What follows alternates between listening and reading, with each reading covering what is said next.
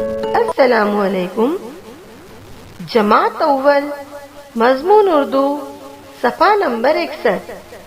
गांधी जी। ये गांधी जी हैं। सब लोग गांधी जी को बापू कहते हैं। वो हमेशा सच बोलते थे। रोज सुबह सवेरे उठते और खुदा की इबादत करते थे। उनका रहन सहन सीधा साधा था। वो कहा करते थे, हम सब एक है। हिंदू, मुस्लिम, सिख, ईसाई आपस में भाई भाई हैं। हम सब एक खुदा के बंदे हैं। पहले हमारे मुल्क पर अंग्रेज राज किया करते थे।